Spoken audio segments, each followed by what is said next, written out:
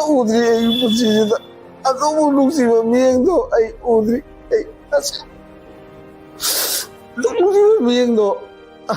Ato sa taon ko tamo to ay ngayon mo yan. It's heartbreaking and very difficult. It's very difficult to watch. And the father basically there, we had subtitles, but I'll just summarize. He's saying the Prime Minister has been talking about women's empowerment. This is about my daughter. I want justice for her. I said 7 days. Everybody reacted with outrage when the women who were paraded naked in the viral video, that video went viral. I want the same response from the country for what has happened to my daughter. I want the Prime Minister who's been talking about women's empowerment to respond to this. I want justice for my daughter. It's a longer interview, and I can see many of you are extremely disturbed. It was very difficult to watch it. And I'll start with you, Professor Rumesh Singh, if I may. These are two teenagers from the Meitei community. This has led to a new round of violence, but at a human level, the suffering is so horrible and so deep. Rumesh, sir? Hello, Barka. I mean, your voice is weak. I can't hear properly. Okay, just share your thoughts when you're watching what's happened. Share your thoughts with us, Ramesh. Okay. Barka, it was very shocking. I think it is something which we need to condemn, not to repeat such kind of events in the future, irrespective of any community. So, all the citizens of these countries have to condemn this brutal killing, so that it cannot happen to any of us in the future. And the government has to take its role on how to tackle this kind of incidents and how to tackle the violence which is happening in Manipur. And the government the role of the government is to protect its own citizen, and they have to provide the security of the citizen. But looking very minutely at what is happening in Manipur, I think government is doing nothing. So if the government is unable to provide for security of the citizen, then it will be a very difficult situations for all of us. So I would like to request both the state, the state, both the union and the state government, they have to take this issue, what is happening in Manipur, very seriously. Yes. One of the things you said is that the government is doing nothing. Now, Rami, I'll tell you what's ironic. If we meet with people in the Kuki community, they say this. If we meet with people in the Meitei community, these two teenagers were from the Meitei community, they say this. The citizen is feeling unprotected by the state. And you are seeing images of young students clashing with security forces. Rami, I want your thoughts. Hello, Baka. Mute. Barka, good evening. First of all, it's absolutely heart-wrenching to see what I just saw. This should not be the norm anywhere, let alone in Manipur, which has already gone through 4 months of this prolonged emotional process, whether it's the women being paraded, whether it's this. Justice has to be served, and it has to be served quickly. But of course, yes, I have been on the ground, Barka. I have just come back from Manipur, and I have been into the interiors. I have met with both the communities and the stakeholders. Yes, there is this inherent fear in all communities that that violence might break out or things are still tense. But I have also spoken to leadership from these communities, and I think it's very difficult to bring about some amount of normalcy if people are not willing to cede space on what their demands are. Negotiations are on, and there have been rigorous negotiations happening in Delhi, happening in Manipur as well. But that's not going to come to any fruition if we realize we aren't going to get 100% of what we want. That's wishful thinking, and for the greater good of Manipur, I think it's really important that representatives of these communities decide what really is achievable at this point or not, because this kind of conflict at this point, Barkha, is going to lead none of the communities anywhere. I also spoke about arming communities. And I realized the trust deficit also exists. So one community says, oh, we are not going to give up our arms because I don't know, the other community might attack, and vice versa. So I think really, and I know this might, you've seen a lot of conflicts, you've been on ground, and I know at some point you might feel that this is very wishful thinking, but I don't think we have another way out apart from keeping our differences aside, at least beginning some amount of dialogue and coming to a common ground, however basic that is at this point. We cannot, I'm not saying that the government should not have its own, representation and should not continue doing the dialogue that it is. And it does have responsibility. It needs to shoulder the responsibility. But I think communities also need to come together and do this. What we see on social media. In a way, what I'm hearing from you, sorry to interrupt you, in a way, what I'm hearing from you is that the state can make only a limited intervention at this point. The state can enable a dialogue, but eventually the solution has to come from a dialogue between the Meitei and the Kuki community. Is that what you're saying, Rami? Barkha, I do believe that is a great starting point, and it would really, supplement the work that the government is doing, or if people believe are not doing. I'll give you a small example. When the videos or the photographs of this unfortunate incident came out, the internet had just been lifted. Yes, normalcy hadn't come in, but we were limping towards it. And suddenly it, to me, seems like a very devious plan to release these photographs at this point. Who knows where it came from? But again, it put Manipur back in the same place that it started in. And I think everybody needs to be a little smart, needs to be a little calm, and I don't think that's much to ask for, for the greater common good of Manipur. Yeah. What, I was listening to you and I was thinking that exactly the same set of questions were asked when the video of the viral video in which the two women were paraded naked, and and one of them had been gang raped, as we now know from the FIR. That time too, people said, okay, why now? Who's filming? Who's leaking? We don't know. But what we do know, and I will tell everybody this, that I went to Manipur in August. And when I went in early August, I met the families of these two children on the streets in Manipur. This is the protest that I covered then.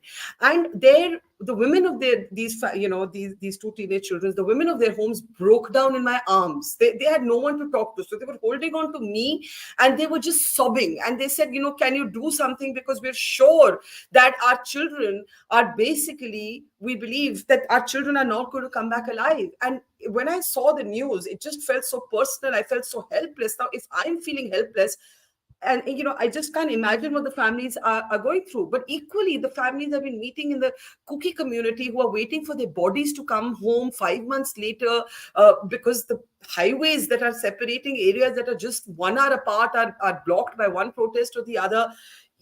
There is suffering in both communities. And now we are taking a very dangerous turn because we have students. We have 50 school students in the list of injured released by the community today. And the protesters are saying pellet guns have been used. Officials are denying this, but the injuries, the injuries point to the fact that in some instances, pellet guns may well have been used. I want Colonel Chaturvedi to come in here. We are also seeing another dangerous thing. Women protesters have been clashing with the Assam rifles, Colonel Chaturvedi, and I want your sense. This is a very dangerous phase. All of it is dangerous. All of it is not good for India. All of it is not good for Manipur. But now we're seeing open clashes. There are little schoolgirls who are pushing against men in uniform. Colonel Chaturvedi, your thoughts, sir? Yeah. So, ma'am, I come from a background. So let me assure you that I have been to Manipur for 7 years of my life, of my military career of 25, 26 years. So I've been there thrice. So I've been to South Manipur in the 90s, then, in Imphal area and in Northwest Manipur, and then took, of course, in Mizoram. So, if you go back to firstly, I will just throw light on the history of the region. Every decade, there has been some eruption like that.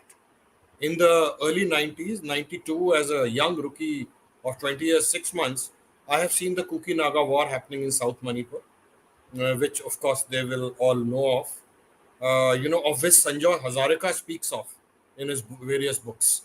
And Yes. Then coming on to early 2000, just post Kargil war, we have the another, we have the next very big event happening, which is called liberation of Manipur war from both ends, when a lot of people came inside and there were liberated zones, and then it was deliberated or whatever. So in fact, my unit was part of the entire operation. And then coming on to when I commanded Assam Rifle in Manipur, there was this there was this Naga blockade of the Imphal Valley happening all over. And I have been in the thick of it because I was commanding 75 kilometers of the Jiribam Silchar Imphal highway. I mean, the highway which was open. That was the only place where the entire rations had come for. And so, the most important thing for I think the mainland people of India is that to resolve the issue you need to have very strong-willed people who know firstly the ethnicity of the region, who have been there, who understand the psyche of the people over there. I mean, Nagas, Kukis, and Meiteis. So Meiteis are Vaishnavite Hindus. They belong to the valley. There is a horseshoe called Manipur. In the center is the valley, and the entire horseshoe is surrounded by mountains. The first ring is of Kukis, the second is of Nagas, and in South Manipur, it's along the border. There are basically Kukis. So there is, and there is the free mover. FMR used to be there. I don't know if it's there or no. I'll have to check it. 16 kilometers both sides of the border. There used to be free move. There are border crossing points, and most importantly, Manipur is a matriarchal society. The women lead.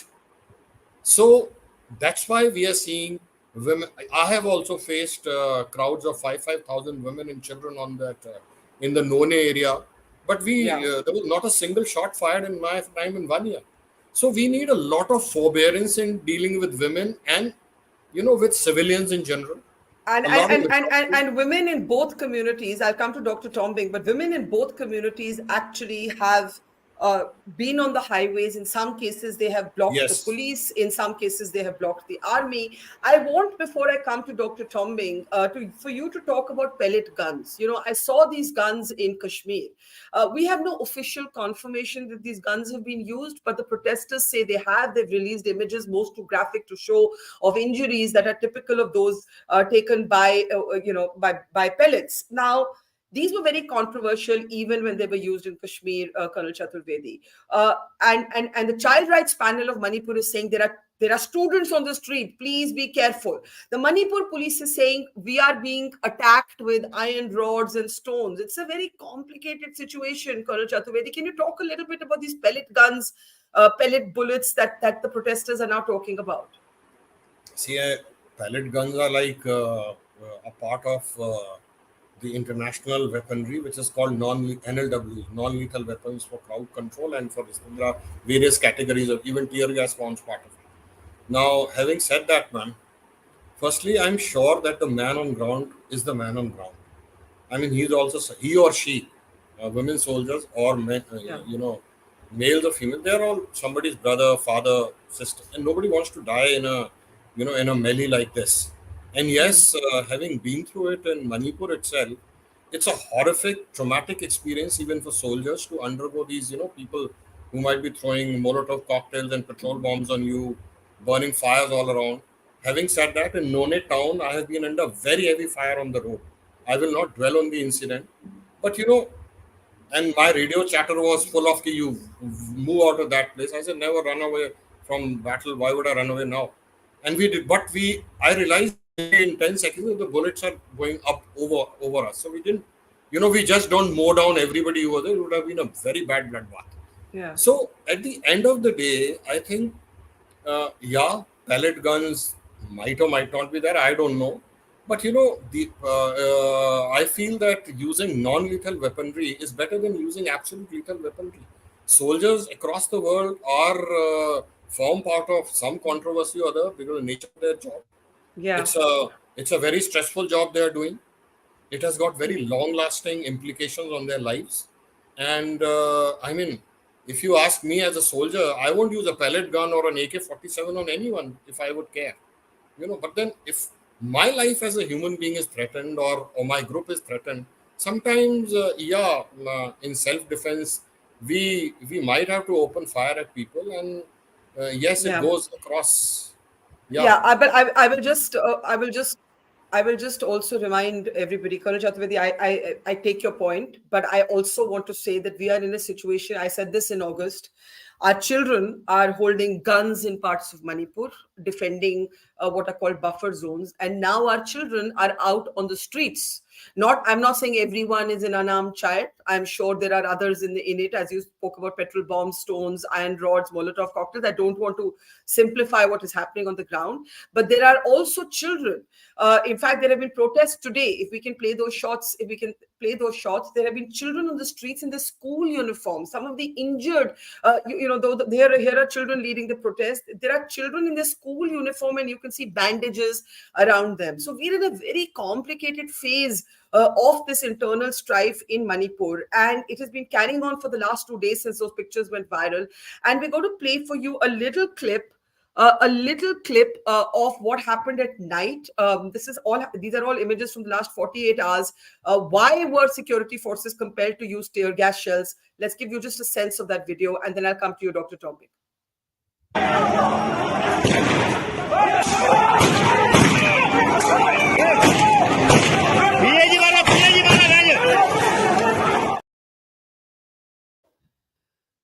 So for anyone who thinks that things are quietening down, that is, of course, not happening. Dr. Tombing, let me just bring you in at this point. You have been a voice that has been trying to create a dialogue between the two communities. As Rami mentioned, that is now the need of the hour. It really is the need of the hour. Your thoughts, sir, Dr. Tombing? I feel very sad for the incident that has happened, and I condemn this dastardly act of killing two innocent souls. It is very unbecoming of whoever had done this dastardly act, and this does not augur well for the entire state of Manipur, across the community, and then for all purposes and for all walks of life. What I see of this incident is that some of the feeds that are available, the report says that these two students, they went missing on July 6th, and then their last phone was located at certain distance, 48 kilometers away from Imphal. And some information are out that the boy was killed on 8th, and then on 11th the girl was killed. Now this has led to new suspicion of who might have been the culprit of this heinous act, and then this dastardly act. And this might be used by certain vested interested communities, or maybe certain vested interested person, to stoke up anger and hatred and violence against both the communities again. Therefore, it is very pertinent that the CBI investigation is thoroughly done. And what I also learned from some available information, which are not verified, but then they seem plausible, was that there was some kind of other aspects of their life which went maybe on social media, or something happened, and maybe the action might have been in retaliation to an extreme moral policing. So we do not know who has done that, right?